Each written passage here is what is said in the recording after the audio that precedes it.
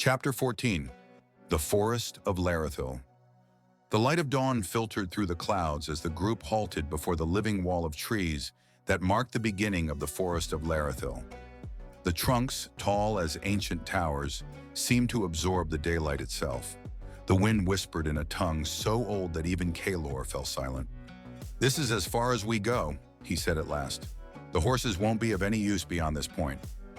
One by one, they removed the saddles and stroked their mounts' necks before letting them go. The animals vanished into the morning mist at an easy trot. The wolf sniffed the air, uneasy. "Let's move," Kalor ordered. They entered the forest. The gloom closed around them at once. Not complete darkness, but an ancient green veil that seemed to strain every ray of light. The trunks, twisted as if grown according to unseen patterns, formed living columns rising toward a canopy of leaves nearly impenetrable above. Between them drifted a constant murmur, like voices chanting words in a language forgotten for ages. "I don't like this," Doran growled, tightening the strap of his axe. "There's no wind, yet it sounds like the forest is breathing." Kyle offered a faint smile, never taking his eyes off the path. "It's just a forest, Doran." "A forest that watches," the dwarf replied, "and don't pretend you don't feel it." Cal opened his mouth to answer, but Kalor raised a hand, listening intently to the sounds around them. Alden, a few steps behind, felt a sharp prickle crawl up the back of his neck, as if dozens of eyes too high to see were fixed on him from the depths. "Did you feel that?" Leanna whispered, drawing slightly closer. Alden nodded. "We're not alone." Another crack, a dull thud in the distance, then another. Doran frowned. "That's no animal." Kyle's shoulders tensed. "Did you hear that?" There was no time to react. Fluid shadows dropped from the branches, bows already drawn, curved blades glinting beneath the filtered light. Elves, they formed a perfect circle, silent, disciplined. An elf of firm bearing stepped forward from their ranks. His dark hair was tied back, and his gaze was sharp, leaving no room for doubt. Varian. "What are you doing in our forest?" he asked without aggression, yet without a trace of trust. "Galathor's people do not venture into Larethil. They know what awaits them." Kalor stepped forward, hands open. "We do not serve Galathor. We seek the relics of dawn." Varian studied each of them with measured precision. His gaze lingered briefly on Leanna, not because of her cloak, but because of her alert stance and the way her hand rested near her dagger, then moved on. Among the elves, Sarah remained calm and silent. "The relics of dawn?" Varian repeated cautiously. "Hard to believe that those who seek them do not act in the name of the shadows. Galathor would gain the most from reuniting them." Kalor drew a deep breath.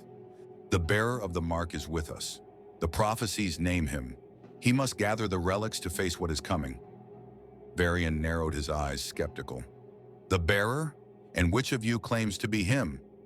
He looked first at Kael, then at Alden, dismissing possibilities that seemed too obvious. At last his gaze met Alden's. A brief silence. Kalor nodded. Alden opened his tunic and revealed the mark. The change in Varian's expression was subtle, yet unmistakable. A slight pull back of the shoulders, a tightening held in check, a sudden calculation in his eyes. It was not childish surprise, it was recognition. He hardened his features at once. "That proves nothing. Any fool can tattoo a symbol onto his skin." Without a word, Alden drew the sword. The blade sang as it cleared the sheath, spilling a flare of light across the forest. Varian inhaled sharply. He did not step back, did not speak, but for an instant, the mask of control cracked. "Arendal," he murmured, more to himself than to the others. Then, "It is true." They were escorted in silence. The forest was vast, and the elves moved among the trees like living shadows. Alden walked beside Lyanna, alert, while Sarah advanced a few steps ahead. "Where are you taking us?" Alden asked. Sarah answered without turning. "To Thalandor, our home. Few outsiders walk its paths, and fewer still non-elves. Before the High Council," she continued, eyes fixed forward, "our elders and leaders, they will judge your words." A flock of birds burst from the trees, leaving a harsh echo among the crowns. There was no time for more. A deep roar, followed by the splintering of branches, exploded to their right. A massive agaroth burst from the undergrowth, accompanied by smaller creatures. Deformed krogars, some crawling low, others scrambling across roots and trunks. Dozens of them. "Hold the line!" Varian shouted. Chaos swallowed the clearing. The wolf lunged at two krogars at once, tearing them down with savage force. Doran swung his axe, splitting one creature's skull and spinning to rip open another's chest. "Damn it!" he roared, stepping back as three more leapt at him. Kale slipped between enemies, fast and precise, each movement a lethal thrust. "There are too many," he hissed, narrowly dodging a jagged blade.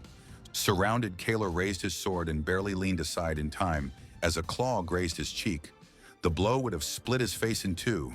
He recovered and countered with a horizontal strike that hurled the creature against a tree.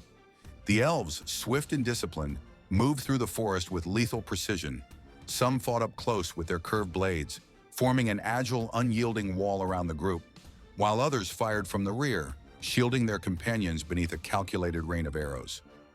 Lyanna and Sarah found themselves back to back, forming a defensive circle. Sarah moved with unmatched agility, her twin blades tracing silver arcs that cut down creatures before they even touched the ground. Every turn of her wrist, every step, felt like part of a dance honed over years. Lyanna, by contrast, wielded only a dagger, yet her movements were just as steady. There was something different about her. Small gusts of wind coiled around her, deflecting claws that reached for her, pushing creatures just beyond her reach. At times, it was impossible to tell whether it was skill or that unseen current that kept them at bay. Still, the waves did not relent, advancing again and again without end. The Agaroth saw them isolated and charged. "No!" Alden ran toward them, striking the beast with his sword and all the strength he could summon. The blade rebounded off the creature's thick hide. The impact sent him stumbling, nearly losing his footing. The Agaroth raised its claw, ready to crush him. A silver blur cut through the air. The wolf burst from the trees with a guttural roar and hurled herself at the creature's neck, sinking her teeth into it from behind with the full force of her body.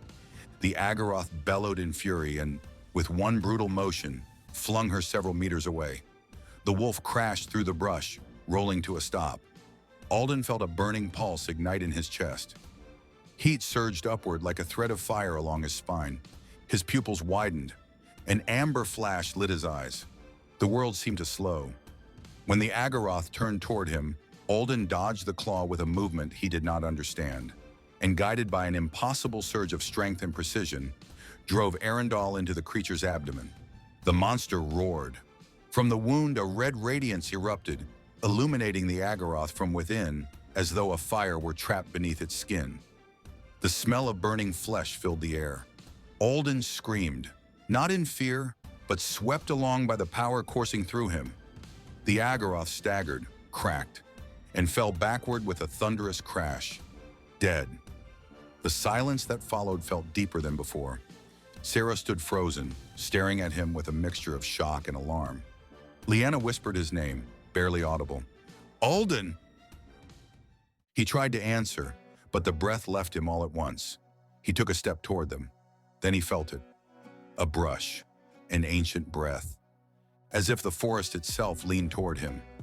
A near imperceptible hiss rippled through the leaves above, and for an instant the green gloom wrapped around him, warm and cold at the same time. Something had recognized him, or marked him. Alden dropped to his knees and collapsed onto the leaves as the forest light dimmed around him like a slow blink.